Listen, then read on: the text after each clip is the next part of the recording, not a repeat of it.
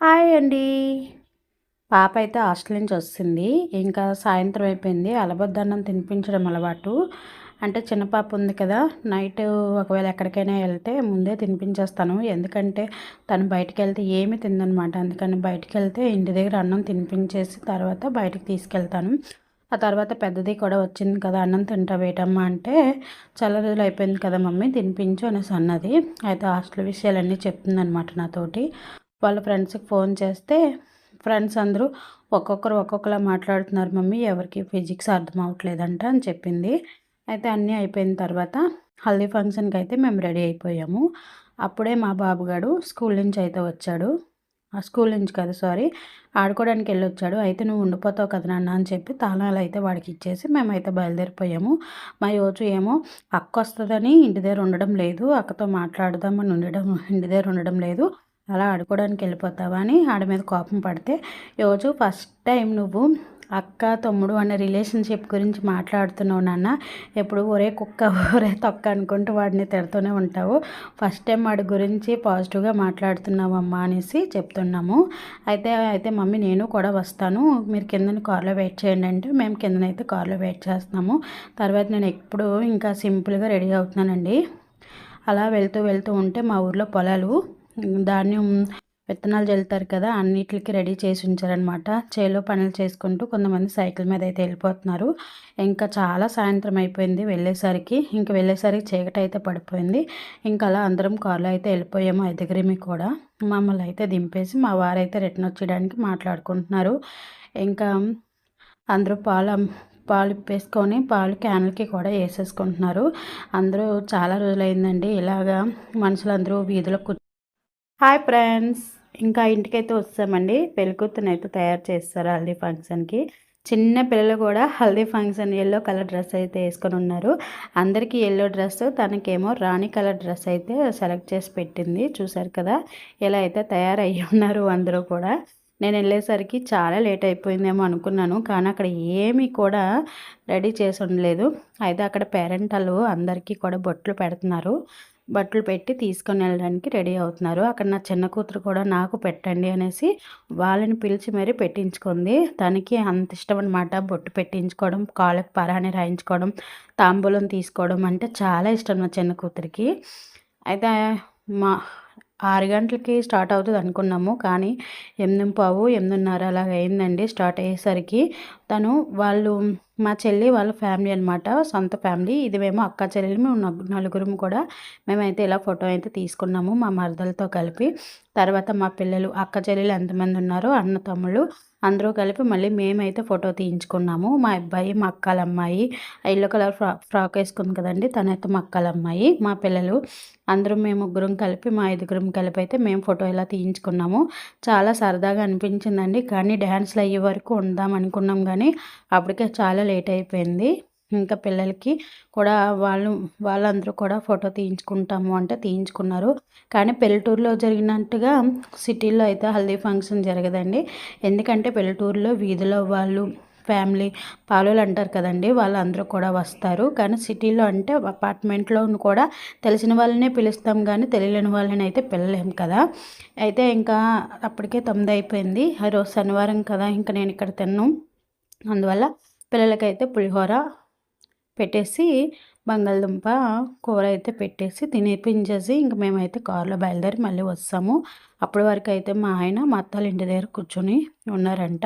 ఇంక మేమైతే ఇలా బయలుదేరి అయితే వస్తాము. Bye bye. హాయ్ అండి, ఇది సండే మార్నింగ్ మినీ వ్లాగు. ఈ మధ్య మా చెట్టు అయితే మందారాలు చాలా విపరీతంగా గొంతుగా కాస్తున్నాయి. నాకు చాలా సంతోషం అనిపిస్తుంది. తర్వాత నేను బాటిల్లో 2 బాటిల్లో గడ్డి గులాబీ మొక్కలు వేసానండి. అవి కూడా చాలా బాగా పెరుగుతున్నాయి. అలా నాకు ఉదయాన్నే మొక్కలు చూస్తే ఎంత సంతోషంగా ఉంటుందో తెలుసా అండి. తర్వాత పక్షి గూడు కడుతుందని చెప్పాను కదా, అదైతే బాగా గట్టిగా గూడు కట్టేసుకొని నిర్మించుకుంది. ఇంకా గుడ్లు అయితే వేయలేదు. తర్వాత మా ఇంటి వెనకాలేమో అదంతా పొలం అంతా దున్నేసి ఊపిలిస్ తోట అయితే వేస్తున్నారండి. తర్వాత రాత్రి సామాన్లు ఏం తోమలేదు, ఇప్పుడు అవన్నీ తోమాలన్నమాట. అంతలోకి మొహం కడిగేసుకొని అయితే ఉదయాన్నే ఫస్ట్ లేచిన తర్వాత మొహం కడిగేసుకొని వస్తానండి. మొహం కడిగేసుకొని బొట్టు పెట్టేసుకుంటాను. తర్వాత నేను వాష్రూమ్లో మొహం కడుక్కుంటూ ఉంటే చెవిలి ఒకటి కనిపించలేదండి. నాకైతే ఒక్క క్షణం గుండె ఆగిపోయినట్టు అయిపోయింది. అసలు ఏమైంది? చెవిలి ఎక్కడ పడిపోయింది? రాత్రి హల్దీ ఫంక్షన్‌లో గాని పడిపోయిందా? ఊర్లో పడిపోయిందా? ఏంటి అని ఒక్క క్షణం గుండె ఆగిపోయిందండి. ఒక్క చెవిలి పావుతొలం, పావుతొలం అంటే ఈ రోజుల్లో ఎంత చెప్పండి? అలాగా నా చేతుల ద్వారా ఒక 2 పావుతొలం బంగారాలు పోయాయండి. చాలా బాధ అనిపిస్తది. అలాగని పోయిందంటే ఇంక క్షణం గుండె ఆగిపోయింది. తర్వాత వచ్చి మంచం మీద ఎతికితే లక్కీగా మంచం మీద దొరికిందండి ఆ చెవిలి. అదేమిటో విచిత్రం, చెవిలికి డిప్ప కూడా పెట్టేసుందండి. అలా ఎలా పడిపోయిందో అసలు నాకు ఇప్పటికి కూడా అర్థం అవ్వట్లేదు. మొహం కడిగేసుకొని రాత్రి తోమిన సామాన్లన్నీ స్టాండ్‌లో పెడసేసుకున్నానండి. మళ్ళీ నాకు హాట్ వాటర్ తాగే అలవాటు ఉంది. ఉదయం లేచి హాట్ వాటర్ అయితే మరపెట్టుకుంటున్నాను. తర్వాత పెరుగు తోడుపెట్టుకుంటానండి. పెరుగు మీద వచ్చే మిగడేమో స్టోర్ చేసుకుంటాను నెయ్యి కోసము. నేను ఇంట్లోనే నెయ్యి ప్రిపేర్ చేసుకుంటానండి. అది తీసేసి ఫ్రిడ్జ్‌లో అయితే పెట్టేసుకుంటాను. తర్వాత నైట్ తోమిన సామాన్లు కొన్ని ఉంటే ఆ సామాన్లు స్టాండ్‌లో అడిసేసుకొని అవి కూడా స్టాండ్‌లో పడేసుకున్నాను. హాట్ వాటర్ అయితే తాగేస్తాను. నీళ్ళు మరిపెట్టుకున్నానని చెప్పాను కదండీ! పిల్లలైతే ఇంకా లేవలేదు. మా వారు కూడా లెగలేదు. ఇంక రోజు 5:30కి లేచేస్తాను కదా! ఆ అలవాటు మీదే ఇంకా ఒకసారైతే తెలివొచ్చేస్తే ఇంక నిద్ర అయితే పట్టదండి. రాత్రి పాప తెచ్చిన హాస్టల్ నుంచి తెచ్చిన బట్టలన్నీ అయితే 3 బకెట్లు బట్టలైతే నానబెట్టాను. సర్ఫ్ ఎక్కువ వేసేసానండి. సర్ఫ్ ఎక్కువ వేసి ఇంక అన్ని బట్టలైతే నానబెట్టేసాను. ఉదయం అందుకే తొందరగా లేచేసాను. మామూలుగా అయితే సండే ఒక అరగంట సేపు ఎక్కువ పడుకుంటాను గానీ, ఇంక ఈరోజు పనుందని చెప్పి ఇంకా ఫంక్షన్‌కి కూడా వెళ్ళాలని చెప్పి తొందరగా వెళ్ళిపోదామని నేనేం చేశానంటే తొందరగా లేసి ఇంకా ఇంట్లో పనులన్నీ చేసుకొని బట్టలు కూడా ఉతికేసుకున్నానండి. 3 బకెట్ల బట్టలు ఆహ్, తొందరగానే ఉతికేసుకున్నానులెండి. ఎందుకంటే ఎక్కువ మురికైతే లేదు బట్టలోని. చక్కగా ఎక్కువ సర్ఫ్ వేసడం వల్ల తొందరగానే అయిపోయింది పనంతాన. బట్టలు ఉతికేసుకున్న తర్వాత బట్టలకన్నిట్లికి కంఫర్ట్ అయితే పెట్టేశాను. ఎందుకంటే మళ్ళీ తిరిగి పట్టుకెళ్తది కదా! అయితే 3 బకెట్లు, 4 బకెట్లు ఈరోజైతే ఎన్ని బట్టలు ఉతికానండి అస్సలు. నడుము పీకేసేది. కానీ వాషింగ్ మిషన్‌లో వేసేద్దాం అనుకుంటే వాషింగ్ మిషన్‌లో ఒక ఈ బట్టలన్నీ సాయంత్రం వరకు ఉతుకుతది. అందువల్ల ఇంక నేనే ఓపిక తెచ్చుకొని బట్టలైతే అన్నీ ఉతికేసుకొని కంఫర్ట్ అయితే పెట్టేసుకున్నానండి చక్కగాన. బట్టలన్నీ ఉతికేసుకొని ఒక దగ్గర అయితే పెట్టేసుకున్నాను. బట్టలు ఉతికేసుకున్న తర్వాత గుమ్మాలు కూడా శుభ్రంగా తుడిసేసుకుంటున్నానండి. గుమ్మాలు తుడిసేసుకొని ఇంకా పిల్లలు ఇంకా లెగలేదు. పిల్లలు లెగిసేసరికి ఇంక మా వారు కొంచెం తొందరగా లేచి ఈరోజు పొలంలోని ధాన్యం జల్లడానికైతే విత్తనాలకి ధాన్యం జల్లడానికైతే చేలోకెళ్లారు. ఇంకా అతను వెళ్లారు కదా! ఇంక లేట్‌గా ఎప్పుడొస్తారో తెలీదని చెప్పి అతను వచ్చే వరకు మేమైతే టిఫిన్ చేయలేదు. అతను వచ్చేలోపు అన్ని పనులు చేసేసుకున్నాను. మా వారు చేలోకెళ్తున్నారని చెప్పాను కదండీ! చేలోకెళ్ళే ముందు నాకు గుడ్లును, నీళ్ళు, తర్వాత మాంసం తెచ్చిచ్చేశారు. నేనక్కడ భోజనం చేయను. నేను కొంచెం గుళ్ళోకెళ్తున్నాననమాట ఒక పర్పస్ మీద. తర్వాత మీరెవరైనా కామెంట్ చేస్తే తర్వాత ఎప్పుడైనా చెప్తాలేండి. అయితే నా కోసం అయితే వంట చేసేసుకున్నాను. పిల్లలకి సాయంత్రంకి కొంచెం మాంసం అయితే తీసి ఫ్రిడ్జ్‌లో పెట్టేశాను. ఫ్రిడ్జ్‌లో పెట్టేసి మిగతా కొన్ని గుడ్లయితే ఒక 5 గుడ్లు మా నలుగురికి ఒక గుడ్డయితే ఉడకబెట్టేసి అక్కడైతే పెట్టేశానండి. అవి చల్లారడానికి, తినడానికి. నేనైతే మాంసం వండేసుకుంటున్నాను. మాంసం ఎలా వండుతానన్నది తర్వాత ఎప్పుడైనా చూపిస్తాను. నా స్టైల్ నేనైతే గ్రైండ్ చేయనండి మాంసానికి. మాంసమే కాదు ఏ కూరైనా సరే గ్రైండ్ చేయను. గ్రైండ్ చేయకుండానే కొన్ని కొన్ని కూరలకే ఉల్లిపాయ, టమాటాలు గ్రైండ్ చేస్తాను. మామూలుగా అయితే ఉల్లిపాయలు ఎక్కువ కోసుకొని మామూలుగా టమాటాలు ఎక్కువ కోసుకొని చక్కగా అవే ఫ్రై ముద్దలు అయ్యేలాగా చేసుకొని నేనైతే కూర వండుకుంటాను. అలాగే మా వారికి ఇష్టము. అలా వండితే ఎంత కూర అయినా చక్కగా తినాలనిపిస్తుంది. ఈ గ్రేవీ చేసుకుంటే మా వారికి అస్సలు ఒక్క స్పూను కూడా మాంసం వేసుకోరు. ఇంట్రెస్ట్‌గా తినరనమాట.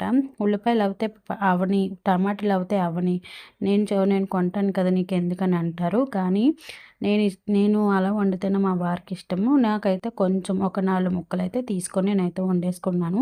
మిగతా మాంసం ఫ్రిడ్జ్‌లో పెట్టేసానని చెప్పాను కదండీ!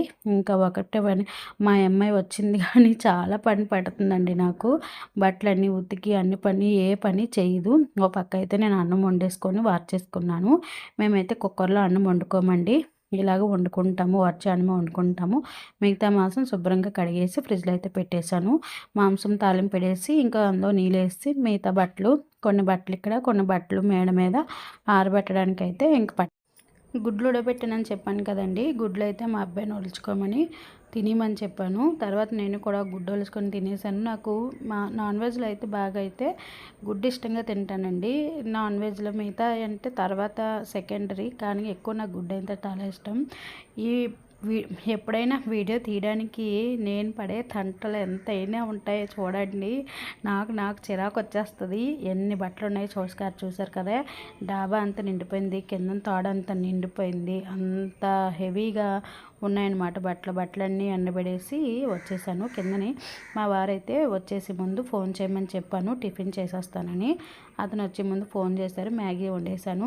అయితే తొందరగా వెళ్ళిపోదామని ఎప్పుడైతే అనుకున్నామో తెలియదు కానీ మా వారికి నాకు పెద్ద గొడవ అయిపోయింది.